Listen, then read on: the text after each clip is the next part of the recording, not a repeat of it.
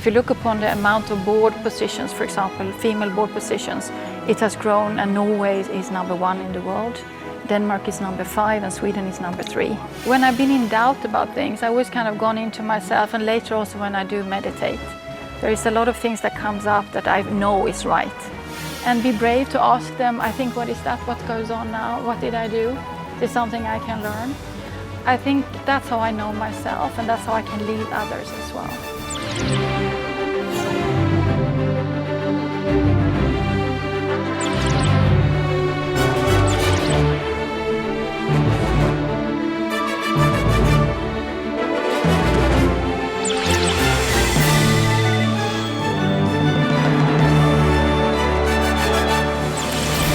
Taiwan.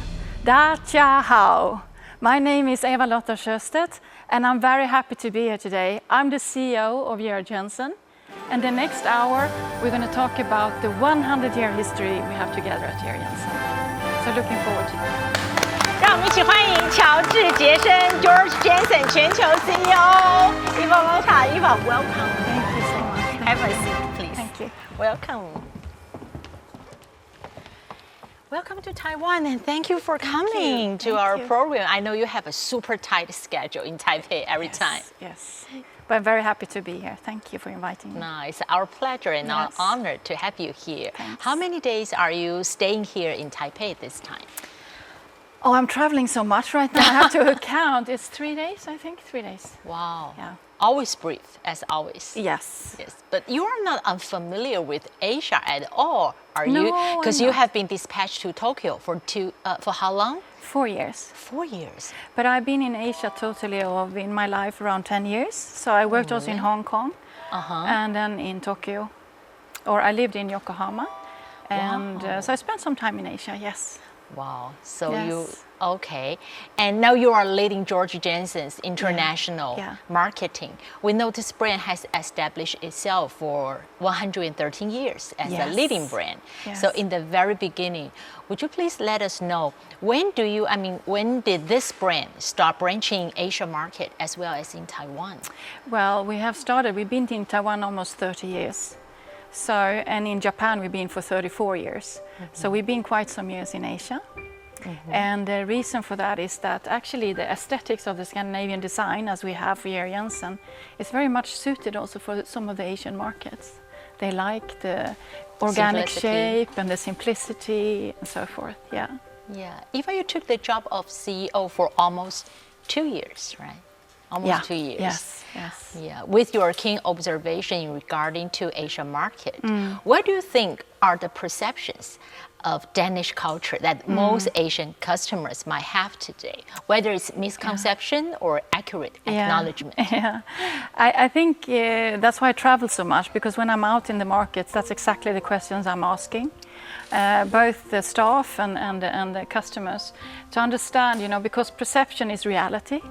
And perception is kind of changing as well. So I think when it's not so Danish, or so it's more Scandinavia, because we are so small countries. Denmark is only 6 million people. Sweden is 9 million people, so it's very, very small. So people don't see difference. It's just like Scandinavia. But the perception, what people tell me is very often that people are have a good social welfare system. Yeah. That it's a lot about gender equality, beautiful nature, and quite a good way of life. That's what people tell me when I talk to them. That could be all well reflected from Georg Jensen. Yeah, it actually adds up, because I think the long history of Georg Jensen and the design has always been inspired by nature. And when you are in Scandinavia, you kind of sense the air is very fresh. There is a lot of fresh, clean water. So when I live in Copenhagen, in the central city, and actually in the summertime you can go swimming in the city in the water because it's clean. And it's not so many big cities you can do that in. So I think for us, the inspiration around the shapes, so it's not actually showing nature in itself, but it's more the organic, it's the water. The earrings you're wearing is actually designed by Viviana. She was a Swedish designer that we celebrate with now. It's like a crystal water drop. Exactly, because she walked in the forest in Sweden, and there was this big lake, and then she saw the water dripping down, and that's how that got inspired to become an earring. So like all that. the wonderful creativity is rooted in the environment, for sure. Yes. For sure. With 100 years of craftsmanship, how does Georg Jensen highlight its Nordic trend, as you just said, Scandinavian characteristic, breaking away from the general impression of so-called European culture, so customers around the world could easily identify this brand with its typical Danish heritage? I think when you talk about the conceptual thoughts and ideas, and then the design language, that is very peculiar. Is you can say less is more. So it's kind of, you peel away the unnecessary things that you don't need it in life. So the design is very organic. It's very pure. It's simplistic. And it's very functional. It needs to work. You need to be kind of, so the watch I'm wearing also from Viviana it's actually designed in a way when you wear it, it actually fits the body. So it's really comfortable, so it's functional as well. So functionality, clean aesthetics, and then being inspired by nature is very much what is making it quite unique. That's the trends. Yeah. Yeah, Eva, now let's together take a look at a video recorded in your Danish headquarters. Okay. It will show us the working environment as well as the hard working of your designers and craftsmen. And meanwhile, would you please interpret for our audience, how have these artisans been highly treasured, highly honored in the past 100 years? Okay, yes. So every day I go to work, I pass these people that work together with me in the silversmithy. So we have today 28 people working in a very beautiful atelier and a smithy, and it's both men and women. It takes 4 years to be a trained silversmith, and before you can start, at least 4 years. At least to become it, yes. But then when this is a typical where you do the hammering, this is creating something of a fish dish. Wow. This is very few people in the smithy that can do that. This takes many, many years before you can make this dish, because you can see it's one piece of silver and it's hammered, and there it's the finished product. And then it needs to fit on the tray, so you can move the lid back and forth, but it needs to be perfectly fit, and it's just hammered out of a big piece of silver. So that takes a lot of skill. There you also see the sketches. So we have a lot of design. It's in the archive. So these sketches are original sketches, and this is what we work from. That's from designers. Yeah, so designers all the way back 100 years. We have a lot of sketches. So it's like a museum almost, but because it's more than 20,000 sketches. So it's like history when you go up and look at them. It's absolutely fascinating, because it shows a lot about how people were thinking and so forth around design. So we have had 3 different epochs, you can say. One was Art Deco, Art Nouveau, as you can see here, which is more like with the grapes and so on, a little bit more details. And then what we call modern, which is more what you see today. So within this more than 100 years, how many craftsmen do we have working for Georg Jensen? We have 3 different areas. So we have this in our headquarters, which is the smithy. Then we have a beautiful creation and design area and a factory in Thailand, where we also have a lot of very good craftsmen. And then we have another place also in Denmark, in Jøring, where we have another craftsman. So we have 3 different areas at Georg Jensen. In total, it's close to 700-800 people. Yeah. That's an unbelievable patience and dissertation and good eyesight. Yes. For them yes. to create these gorgeous pieces. Yeah, it's beautiful. It's something to be proud of. And it's fun for the customers, because the customers can come to the smithy and actually follow the process. Oh, really? So you they have are part open... of, yes, not for everyone, but for special customers that want to know, how is the craftsmanship done? Because a lot of people today want to know what's happening behind the scenes. Yeah. So not just the products. The story of the brand. And we have so many great stories. So it's really, we're welcoming them when they want to come. Okay. Yeah. Even though you are leading this 100-year name brand, most of us would be very curious to know what is your normal workday like? How do you allocate your time and supervising this global operation on a regular daily basis within such well-established company? Yeah, I think it's every day I wake up, I think more about, being honoring the roots. I see the history like a tree. So the roots that needs to be anchored in the earth, it's very important to keep that. But at the same time, I have to be brave and dare to do new things for the future. And I think every day I go to work, I'm thinking about balancing this, and it's not always so easy because we have such an amazing history. So it's easy to stay by the tree and the roots and kind of relax around that and just talk about what we have done. But I think it's very much, but it's very much also about to be brave and, stretch yourself into the future and develop the brand. So more practically, what I do to develop it, I try to be in networks that might not normally be what Georg Jensen would think about, but I'm very much into digital, IT, technology and so forth to understand what kind of creative concept is relevant for the future and how can we be with our products and craftsmanship connecting to that. So that's one thing I do. And of course I meet a lot of people. I talk to people, I listen to people, I try to learn. We work very much with a strategic plan. I meet a lot of people that love the brand and wants to talk to me. And I love to talk about it, so I'm happy to do so. And then I travel a lot as well. Yes. As you just mentioned in the beginning that anchoring the base is like a deep-rooted base. It's very important for you as a CEO in Georg Jensen.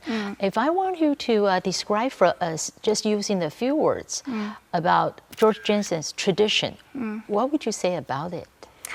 I think one thing that actually was one of the main reasons why I decided also to join the company, one of the tradition is always about being open to collaborations.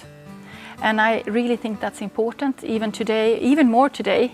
I like to think that everyone in the earth is connected. That's kind of my state of life. I believe in that. And if you think like that, it's very important to find collaborations and new ideas and ways of finding each other. And Georg Jensen have always done that. So the company started in 1904, and 1906 was the first design collaboration with a guy called Johan Rode. So always been out there, so knowing the DNA of the company and the craftsmanship and the skills, but then looking for someone to collaborate with designers or product development. And I think that's one of the really, really big traditions for us, and always done it. We'll always do it as well in the future.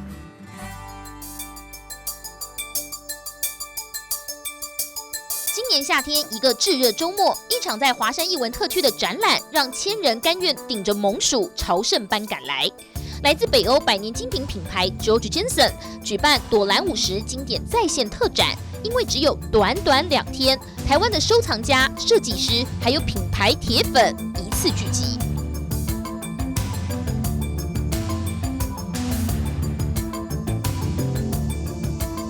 Vivienne Toren 也就是朵兰，她是 Georg Jensen 品牌史上传奇又迷人的女设计师。作为世界上第一个国际知名的女性银雕工艺家，单纯直率是朵兰作品的特色。最闻名的朵兰手镯表，至今风靡全球。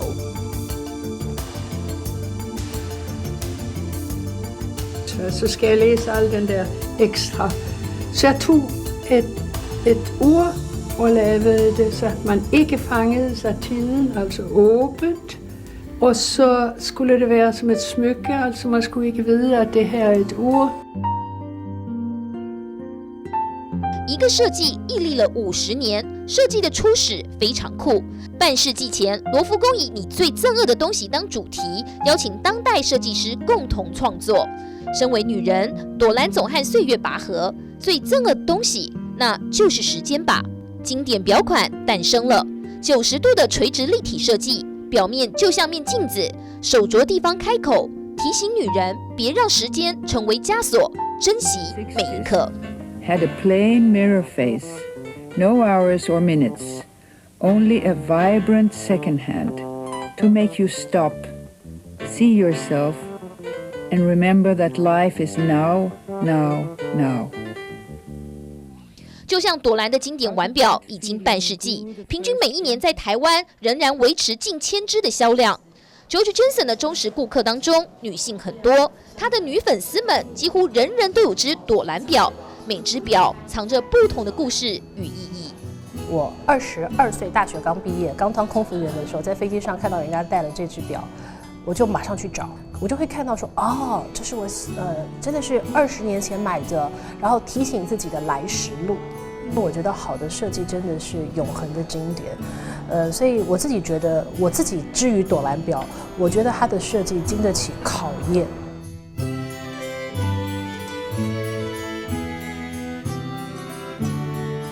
朵兰的设计确实成为 Georg Jensen 丹麦设计的全球符号。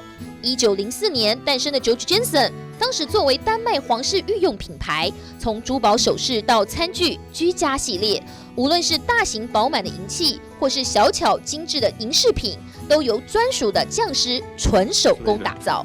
I have also made things for the royal Danish family. I have made a few gifts from the Queen to her husband. A breakfast dish, a salt ball, and a paper mill.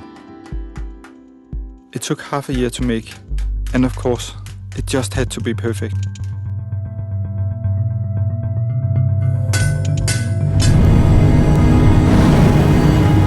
弯折、敲击、铸烧、打磨，每件 Georg Jensen 的银质精品，耗费金匠时间和心力，难以计数。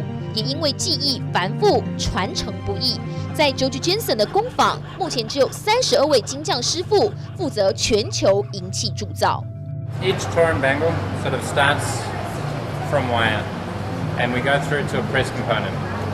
So that is where the bangle actually starts, and from there it's all hand done. So we're using traditional goldsmithing techniques. We start by having to saw it out. 来自 Georg Jensen 丹麦总部的金匠 Jens，13年前从退休的老师傅手上接下这把银器敲锤，至今已经有100年的历史。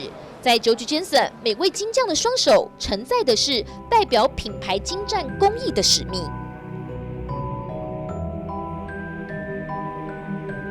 那这样子的线条是有记忆性的，甚至机器也没有办法做出这样子线条美，而且就是非常自然、服帖手的珠宝作品。它每个角度都必须要用至少近1000度的高温去烧软它，然后折出这样子的曲线。那在它每一个转折的这个工里面，如果有一点失误，或者是并没有转折到它需要的这个很美、很优美的这个角度的话，这个作品它就必须要就是要被淘汰掉，要重新再做。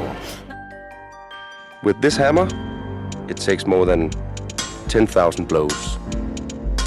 I start with a sheet of silver, and after more than 10,000 blows, you got a henny-cobble fish dish. It takes me half a year of my life to make a single one, and it took me more than 10 years to learn how to make it. It's extremely hard work, a very tough process. 每一落锤，金匠们都必须极度专注，美感才能分毫不差。打造乔治杰生的设计品，100年来，所有专属金匠的挑战都一样。Og så undervejs varmer vi også sølvet op, så det bliver helt rødglødende. Vi arbejder altid i sølvet, mens det er koldt, så vi kan holde på det. Men så for at undgå, at der kommer metaltræthed og sølvet det revner, så en gang imellem så varmer vi det helt op, så det bliver rødglødende. Så bliver sølvet dejligt blødt og smidigt at arbejde med igen. 把雕塑融入银饰设计中，是 Georg Jensen 的物件在总部的分工上，不只有金匠、银匠师，还有处理表面的浮雕师，甚至还有珠宝镶嵌师。严格的细工要求，只为完美精确。Jeg sidder og titulerer fødderne til en champagnekøler, og det skal være grankogler. Og de bliver trykket op i 2 halvdele og så løjet sammen. Og så skal vi så titulere. Prøv at se her.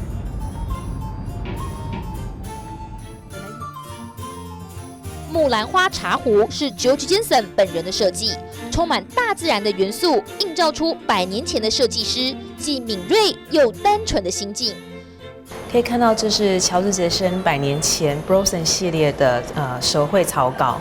那它现在的完成品，你可以看到现场有很美丽的花苞，还有它的角度的部分是非常可爱的蟾蜍角。所以乔治杰森的作品非常的重视大自然，在他的创作理念有大自然的元素，花蕊，还有像这个动物的角。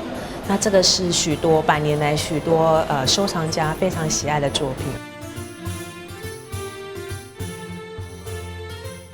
纯银葡萄波和烛台，则显现出Georg Jensen当年就巧妙的运用氧化作用，凸显银器的明暗对比，还有表面经过不断捶打产生的痕迹也被刻意保留，制造出层次与纹理质感。对创意从不设限的态度是Georg Jensen开心活过100岁的 DNA。与全球知名的建筑师来说，伊拉克的达哈哈迪、日本的魏延武全和他合作过。来自澳洲的工业设计大师 Mark Newson 也说出和Georg Jensen 携手的心情。I've always been very interested in designing what I refer to as unique pieces. Good design for me, I think, has always been primarily about designing objects that can stand the test of time.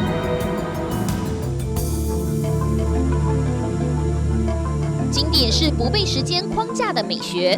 北欧血统鲜明的Georg Jensen始终走着自己的路，极致完美的技艺，要求绝对原创的精神，展现在所有大小作品上。通过视觉、触感传递独一无二的文化温度。它确实是商品，113年来甚至可以说是大众商品。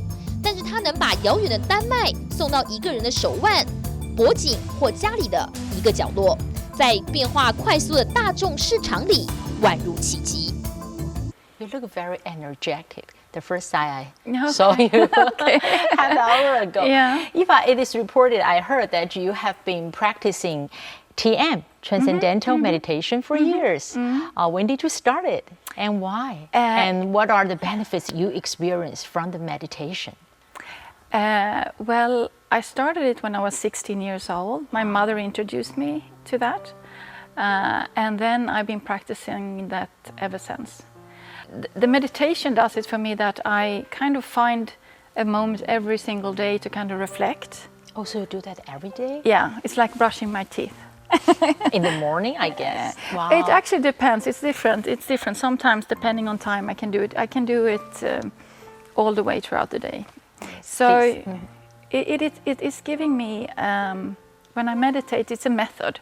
So it gives me a way of looking and reflecting upon myself and what has happened to me and how I can, you know, a lot of things come up that I need to, how do you say that? How I need to kind of work with. And meditation helps me with that.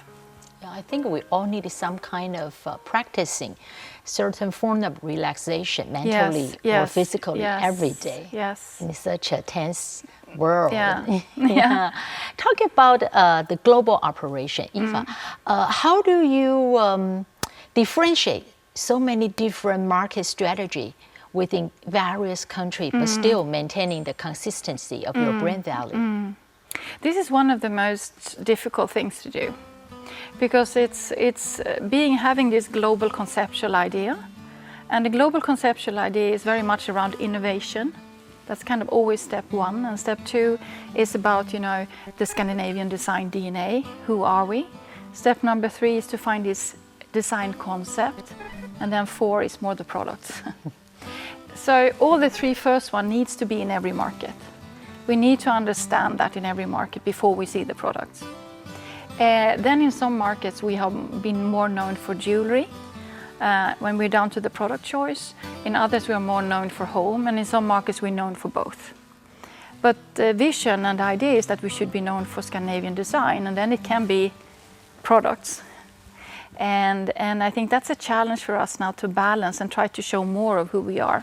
Even we know before Georg Jensen, you work as the deputy global retail manager in IKEA. That is the brand in Taiwan we are so familiar with. I think that explains why you have been ever since so well experiencing in promoting Nordic design to the mass market.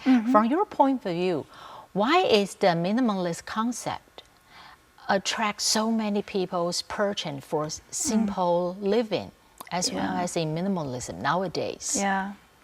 I think there is today, for everyone, there's so many things going on. There's a lot of noise. We are constantly connecting digitally on social media. So there is so much hitting us every day, also many messages. And I think with all that, you need kind of someone who makes a choice for you to take away the unnecessary things. And making it simple and clean makes it also very restful. So I think our design is actually giving kind of a peaceful mind, because it's nothing unnecessary. It's functional, it's simplistic, it's beautiful, and it kind of works in all this kind of buzz that creates around us. With so much experience and professionalism in design, will you say the recent 2 years when you entered Georg Jensen, you yourself is also in a learning process? Yes, always. Life is about learning. You're never finished. Yes, I am. Yes. Yes. When we think of the mindset of a CEO, we often think it's full of numbers and performances. Is that right? Yes. All the time? Yes. So have you experienced often conflicts between like certain values, holding on to certain values, but the market has not yet discovered, and pushing yourself to pursue designated sales goal? I mean, struggling between these two. I think you can put it in a way short and long term. And that's also a balance. Everything in the end of the day is about balancing things.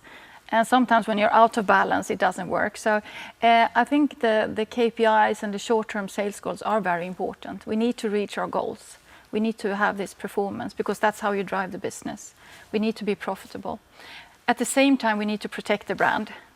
And sometimes when you do big brand activities, it's more long-term.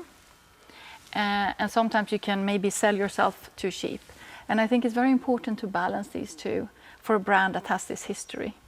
As Georg Jensen. Yeah. If I know you don't quite like the definition of luxury good to label on your brand, could we know the reasoning behind it?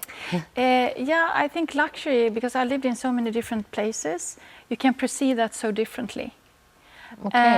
And I think it's too easy to say it like that. So I want to explain it more. That, for example, the way we design our products, we have the Viviana watch here, for example.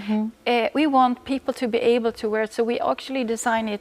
This one I have with pavé. Of course, you know, from a cost point of view, costs a little bit more money than without. But you can still buy it both with diamonds and without.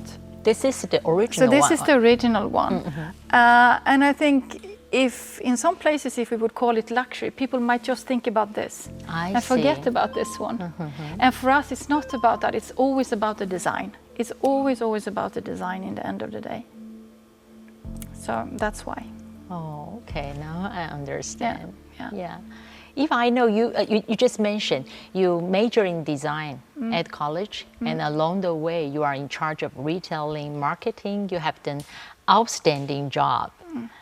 As a female leader, do you think there is still like glass ceiling for working women in the North Europe society nowadays?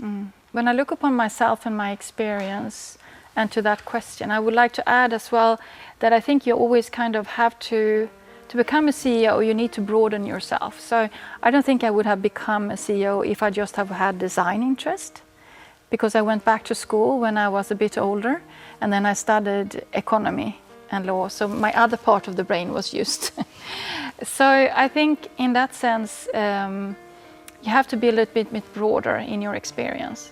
And when you talk about the glass ceiling, or you can actually, there is statistics on this.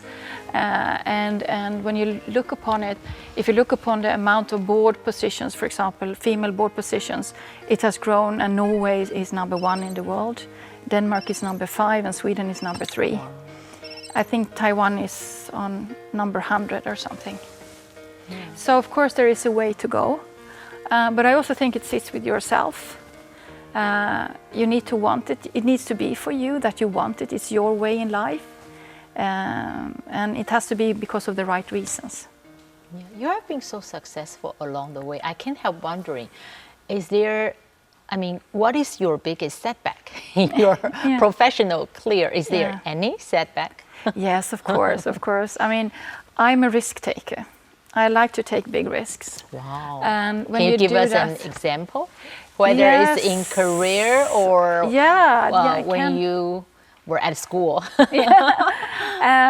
I can give you many examples, but I can start with when I was 19, I got married. Oh, so that was a big risk. That's not the average age that girls get married in your society. No, not in my society either. So it was very unusual. So a lot of people, when I got married when I was 19, they say, "Oh, how will this last? Are you sure? And how will this last?" So that was a big risk. But then I trusted my intuition. And then, of course, today we're still married 30 years later, and we have 3 children. How nice. But it was a risk. Moving with my whole family to Japan was another risk.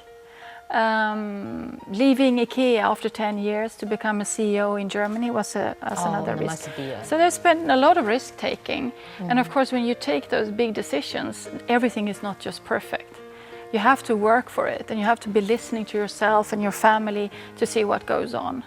And put a lot of time in reflecting and try to adjust what didn't become right. You talk a lot about intuition, believing yourself, listening to your inner self. What is all this, this practicing come from? Is it from your family education, your religion, or? Oh, no, I think it's, I actually don't really know where it comes from. It's just something that's always been with me since I was a little girl. I always felt like I could trust my inner voice somehow. And I always felt, when I've been in doubt about things, I always kind of gone into myself, and later also when I do meditate, there is a lot of things that comes up that I know is right. At least it feels right for me. So when I have these insights, I have decided to go with them, you can say. Whenever you feel the inner peace in mind, and you know, you might have the right choice, the right decision. Yes. Wow. Yes. Yeah. We just talk about the setbacks. So what are the setbacks? I mean, then how are those setbacks end up helping you to assist people, to lead your team, break through, and finally triumph? Yeah. Well, when I moved to Germany, to Holland, from Japan, it was quite difficult with that transition, because coming from Scandinavia, then spending 4 years in Japan and going back to a third country. But when I moved to Holland, it was for myself also, the situation from a business was very much a turnaround business. So what I did a mistake with then, it was that I didn't look at the history enough. I didn't ask people too much about the history. So I was so eager because there were so many burning platforms, so many things to fix, and so ambitious with the people to fix those things. So I was running too fast to fix those things too soon and not listening enough and respecting the past. And then I went to the staff, some people, and said, "I'm really sorry. I realized that I made a big mistake. I can see that you're upset with me, and I understand why, because you don't think I listened enough to all the work you did before I came, and I don't have all the answers. So I want to start over and see what we can do together in the future." That was a big learning for me, yeah. Well, if now you are still so high up in your position, and nowadays, is there anyone or anywhere that you can go for advice on refining your existing ideas and thoughts all the time? Yes, I have a mentor that I talk to. That's the best thing you can have. It's really good, yes, it is. So he and I speak quite frequently, at least, frequently, once every second month maybe. Wow. Yeah. Yeah, so that helps, because it's someone also who doesn't work with me today, so it's very neutral, but knows me. Oh, I see. So it's somewhere you can kind of have a space where you can talk about different things and get some advice as well from a more objective point of view. And that's very helpful. That's all we need. So my main reason why I want to be a CEO is that I try to combine my love for design. I love design, so it's like perfect to be in this environment. But then I also love to develop and inspire people. That is like where I have my best motivation in work. I know this afternoon you gave us, Taiwanese audience, a great speech on women's leadership. That's a very powerful and influential topic. I would like to hear it. Not the whole, not the whole thing. I'm not asking you to give this speech over again, but could you share with us? Yeah, I think it is an important topic that more women, more younger women should pursue their dreams, and the dreams can be, you know, if you want to have a career. And I talked about it, and I told my story, how I've been able to do it. And one of the reasons why I've been able to have both children, been married and work, is because me and my husband have kind of had a partnership around it. I don't think I would have been able to do this as a single mother. It would have been very difficult. So my husband has been very supportive, and we have kind of planned he even together. went to Japan with you, right? Yes, he did. And he also, when we left for Japan with our children, he decided to stop working. He said, okay, if you want to do this, then I can take the kids and I take care of you and the children. So moving to Japan, my husband, when I left with my car in the morning, he took out the trash and he said hello to all the Japanese housewives in the street. Oh, you can never forget that picture, right? No, I cannot forget that picture. It's like carved in your mind. Yes, wow. yes. So it was very, very good for him because he got to spend more time with the children. So our daughter, she was young in that time, she's very close to her father, which she's very happy about to be. So I think it's the partnership from a personal point of view, and then also I think you should not just become a CEO because you want the power or the title. I think that's the wrong reason. And the meaning I talked about today in the She Forum was very much about who are you, what do you want, what is your path in life? And you need to spend time to get to know yourself. And my philosophy is very much about you cannot lead others if you don't know yourself. So I think knowing yourself and your strengths and your weaknesses, and being open also when people tell you things, or when they don't tell you things, but you see reactions, and be brave to ask them, I think, what is that? What goes on now? What did I do? Is there something I can learn? I think that's how I know myself, and that's how I can lead others as well. So my main reason why I want to be a CEO is that I try to combine my love for design. I love design, so it's like perfect to be in this environment. But then I also love to develop and inspire people. That is like where I have my best motivation in work. Do you believe there is a specific female characteristic in the workplace? I've been thinking about it because I get that question quite a lot. Is it something that is very feminine? But no, I don't think so. I think it's more a personal thing. I think culture are gluing on different behaviors, but when you get to know the people, there is nothing that is super feminine or super masculine. I know some women that are more masculine than feminine, and I know some men that are more feminine than masculine from a typical way of being. No, so I don't think so. Yeah. So what are your secrets to keep your sensitivity for so many years at your workplace? I think it's genuine interest for people.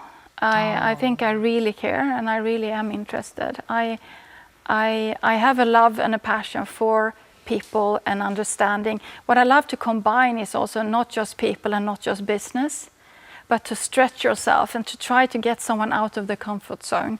Give them a lot of responsibility, but also freedom in this to achieve something they never thought would be possible.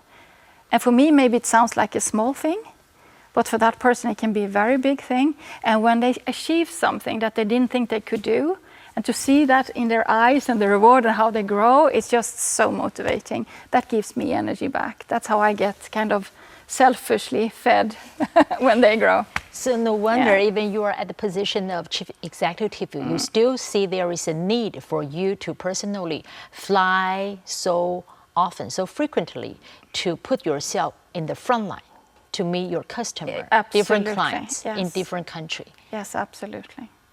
Because that's where it happens. You know, that's where the magic actually happens. So all the hard work we've been doing in, you know, sourcing the right material, fixing, you know, all this beautiful design, and then it ends up somewhere, and that's where the meeting happens, where the customers actually meet us. And if I don't understand what that is, I cannot do my job in a good way. Yeah. Talk about women's professionalism in the country where you come from. Would you elaborate for us? How does the social welfare assist women to step out their confinement and to enter a professional workplace? I think that is an important question, because I think to change this in any way, you need to change the system. I'm a firm believer in that. And where I come from in Sweden, for example, if you have a child, you have a very good support with childcare. It doesn't cost so much money, and you can stay home with the children for more than a year with full salary. And you can share it together with the man as well, or the husband and the father. So system-wise, Sweden, where I come from, is very well taking care of those needs for providing that you can do both work and have family. I was talking to a woman in Paris about this a while ago. I was sitting and talking to her because I'm going to meet her later on another forum and discuss these topics. And she mentioned another example to me that I found very, very inspiring. She said in the music industry, in the symphonic orchestras, the professional ones, what they do when they do audition, they change the system, because there was very few women in the orchestras and very many men, and they didn't know why. And then they started to do blind auditions, so you couldn't see the person. They even had to take off their shoes because they couldn't sense if it was a man or a woman who walked. The walking gesture. Yes. So now when it was just about the music and not about the person, was just about the music, that has changed the whole mix. So now it's 60% women and 40% men in most of the global orchestras, according to her story. So it's not about the gender, it's about the music. And I think that's a beautiful thing to show how you can change the system and not just one individual. Hey, Eva, you remind me of one interesting question. Have you ever heard any protests from men? Because I know among all the leaders worldwide in Georg Jensen, most of them are women, right? Yeah, exactly. Like we have Julia in Taiwan. Yes. How does that happen? I mean, right? Yeah. No, I actually, honestly, I don't think it's all about having women. It's about having the right person. That's what I meant with the music as well. I've been with the company for 2 years, and Julia, for example, has been with us for 29 years. Yeah. We have Anne in Australia and so forth. So I personally always look for the best person for their job. I think it's, you know, not just better to have women or men, but it's the best person, the capabilities. And in the headquarters, yeah, in Copenhagen, yes, what is the percentage from female workers and male employees? It's also more women there. More women yeah. there. Yeah. Is it because of it's some kind of a design industry, fashion industry? Yeah, I think so. I don't know that by fact, but I think the interest for design has shown that we appeal to more women to come into this industry. Yeah. It could be because of that. Yes, you're right. Yeah. But it doesn't matter, men or women, we are all facing a giant challenge. We are now living in an ever-changing era of artificial intelligence. So have you ever experienced any stimulus that you simply just don't understand? How do you keep yourself up to this fast-moving world of technology? Yeah. That's bothered me all the time. Yeah, okay. I have 3 children, as I said before, and they have grown up and they are very much interested in this. So we talk a lot about that. And I find it, what I really like with it is that you can connect to people very easily today. Yes, you can really talk to people globally and open up if you want to and get a lot of information, sometimes too much, but you can if you want to. If you use it wisely, it's actually something very good. We talked about that before, like if you get a gift, that we can be our products are part of people's lives when it matters the most. It can be a wedding, it can be a birthday, and to have products, special occasion. Yes, and to have products that are honoring that occasion, they are good enough to be there, you know. That is, so in that sense, we are in the business of emotions as well. So emotional, you know, Scandinavian design is why I go to work every day. I wonder how many emails you have to read every day. A lot of emails. Can you continue, please? Yeah. No, so I think it has to do also with my personality of being very curious. I think it's no way back, and I think technology is something good. I think though you have to, as everything that is new, you have to learn how to use it wisely. So I'm part of a lot of networks. One network I'm part of is called Singular University. It's something that comes from Silicon Valley, and it's a lot of people. I go there and I listen, and they talk about all this, radical innovation around technology, artificial intelligence, and I'm thinking, how can we, if needed to, how can we join our design ethos together with that kind of capability for technology, if people want that, and how cool could that be around innovation? That's how I think about it. And enjoying time also for yourself in the nature a bit and so forth. A lot of Scandinavian people spend a lot of time in nature. And I think that's kind of where you kind of get your inner peace also. So I hope that can inspire a little bit. Now, Eva, last but not least, I really would you like to share with us, when you envision yourself, what would be, or what is the biggest contribution you would say that you are bringing for a 100-year and 13-year brand, just like Georg Jensen? What would it be? Oh, that's the biggest contribution. I'm almost shy to answer that question. It's better you ask the people working for me or with me. After 2 years, I think I have brought a little bit a uniting message around Scandinavian design. Instead of just talking about products, I have lifted the discussions more up to discussing why are we here. Not just what are we doing and how are we doing it, but I spend more time in the organization discussing why are we here. Because I think it's very important when you wake up in the morning and go to somewhere to work, you need to know why. Not just what you're going to do and how you're going to do it, but you need to feel, is this why I'm going here? And the why at Georg Jensen is very much about understanding, what business we are in. It's about loving Scandinavian design. If you don't like Scandinavian design, you shouldn't work at Georg Jensen. And I also think it's very important to understand the business idea about gifting. We talked about that before. Like, if you get a gift, that we can be our products are part of people's lives when it matters the most. It can be a wedding, it can be a birthday. And to have products, special occasion. Yes, and to have products that are honoring that occasion, they are good enough to be there, That is, so in that sense, we are in the business of emotions as well. So emotional, Scandinavian design is why I go to work every day.